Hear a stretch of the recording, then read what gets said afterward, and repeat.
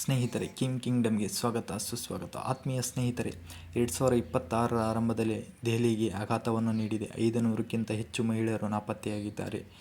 ದೆಹಲಿಯಲ್ಲಿ ಏನಾಗುತ್ತಿದೆ ಎಂದು ನೋಡುವುದಾದರೆ, ತೀವ್ರವಾಗಿ ಚಿಂತೆ ಉಂಟು ಮಾಡುವ ಬೆಳವಣಿಗೆ ಏನೆಂದರೆ, ದೆಹಲಿ ಪೊಲೀಸ್ಗಳ ಹೊಸ ಮಾಹಿತಿ ಪ್ರಕಾರ 2026ರ ಮೊದಲ 15 ದಿನಗಳಲ್ಲಿ ದೆಹಲಿಯಲ್ಲಿ 800ಕ್ಕಿಂತ ಹೆಚ್ಚು ಜನರು ನಾಪತ್ತೆಯಾಗಿದ್ದಾರೆ. ಈ ಅಂಕಿಅಂಶದಲ್ಲಿ ಇನ್ನಷ್ಟು ಭಯಂಕರವಾಗಿರುವ ಸಂಗತಿ ಏನು ನೋಡುವುದಾದರೆ, ಇದರಲ್ಲಿ 500ಕ್ಕಿಂತ ಹೆಚ್ಚು ಮಹಿಳೆಯರು ನಾಪತ್ತೆಯಾಗಿದ್ದಾರೆ. ಹೌದು, ನಾಪತ್ತೆಯಾದವರಲ್ಲಿ ಅರ್ಧಕ್ಕಿಂತ ಹೆಚ್ಚು ಮಹಿಳೆಯರು. ಇದು ಒಂದು ಸಂಪೂರ್ಣ ತಿಂಗಳ ಡೇಟಾ ಅಲ್ಲ, ಇದು ಕೇವಲ 2 ವಾರಗಳ ಅಂಕಿಅಂಶ ಮಾತ್ರ. ಅಧಿಕೃತ ಪೊಲೀಸ್ ದಾಖಲೆಗಳ ಪ್ರಕಾರ 2026ರ ಜನವರಿ 1ರಿಂದ 15ರವರೆಗೆ ಒಟ್ಟು 807 ನಾಪತ್ತೆ ಪ್ರಕರಣಗಳು ದಾಖಲಾಗಿವೆ. ಇವುಗಳಲ್ಲಿ 60%ಕ್ಕಿಂತ ಹೆಚ್ಚು ಪ್ರಕರಣಗಳು ಮಹಿಳೆಯರಿಗೆ ಸಂಬಂಧಿಸಿವೆ. ಇದು ರಾಜ್ಯದಲ್ಲಿನ ಭದ್ರತೆ, ಕಾನೂನು ಜಾರಿ ವ್ಯವಸ್ಥೆ, ಸಾಮಾಜಿಕ ದುರ್ಬಲತೆಗಳ ಬಗ್ಗೆ ಗಂಭೀರ ಪ್ರಶ್ನೆಯನ್ನು ಕಾಡುತ್ತೆ. ಮಹಿಳೆಯರ ಸುರಕ್ಷತೆ ವಿಷಯದಲ್ಲಿ ದೆಹಲಿಗೆ ದೀರ್ಘಕಾಲದ ಸಮಸ್ಯೆಗಳಿವೆ. ಈ ಅಂಕಿಅಂಶಗಳನ್ನು ನೋಡಿದರೆ ಈ ಸಮಸ್ಯೆ ನಾವು ಊಹಿಸಿದ್ದಕ್ಕಿಂತ ಬಹಳ ಗಂಭೀರವಾಗಿರಬಹುದು ಎಂದು ಸೂಚಿಸುತ್ತೆ. ತಜ್ಞರು ಎಚ್ಚರಿಕೆ ನೀಡಿರುವಂತೆ, ಈ ಪ್ರಕರಣಗಳು ಮಾನವ ಕಳ್ಳಗಳ ಸಾಗಣೆ, ಗೃಹ ಹಿಂಸೆ, ಆರ್ಥಿಕ ಒತ್ತಡ ಅಥವಾ ಸಂಘಟಿತ ಅಪರಾಧ ಜಾಲಗಳಿಗೆ ಸಂಬಂಧಿಸಿದ್ದಾಗಿವೆ.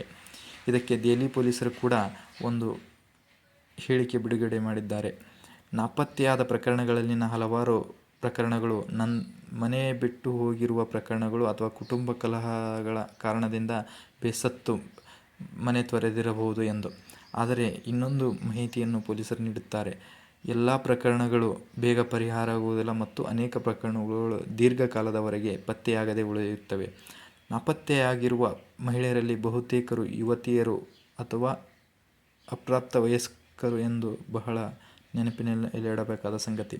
ಅನೇಕರು ಈ ವ್ಯವಸ್ಥೆಗೆ ಹೇಗೆ ನಾಪತ್ತೆಯಾದವರ ಪ್ರಕರಣಗಳಲ್ಲಿ ಹೇಗೆ ಸಿಲುಕಿಕೊಳ್ಳುತ್ತಾರೆ ಅಂತಂದರೆ, ನಕಲಿ ಉದ್ಯೋಗಗಳ ಆಫರ್ ಮೂಲಕ ಮರಳಾಗಬಹುದು ಅಥವಾ ಅಪಾಯಕರ ಪರಿಸ್ಥಿತಿಗಳಲ್ಲಿ ದೂಡಲ್ಪಟ್ಟಿರಬಹುದು ಅಥವಾ ಗೃಹ ಹಿಂಸೆ ಮತ್ತು ಸಾಮಾಜಿಕ ಒತ್ತಡಗಳ ಕಾರಣದಿಂದ ಮನೆ ಬಿಟ್ಟಿರಬಹುದು.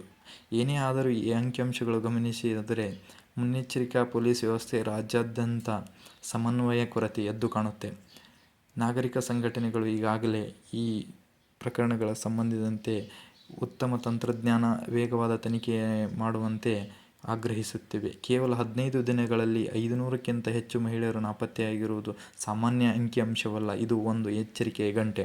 ತನಿಖೆಗಳು ಮುಂದುವರಿದಿದ್ದರೂ ಈ ಡೇಟಾ ಒಂದು ಸಂಗತಿಯನ್ನು ಸ್ಪಷ್ಟಪಡಿಸುತ್ತದೆ: ಈ ವಿಷಯಕ್ಕೆ ತಕ್ಷಣದ ಗಮನ, ಹೊಣೆಗಾರಿಕೆ ಮತ್ತು ದೀರ್ಘಕಾಲದ ಪರಿಹಾರಗಳ ಅಗತ್ಯ ಎಂದು ತಿಳಿಸುತ್ತೆ.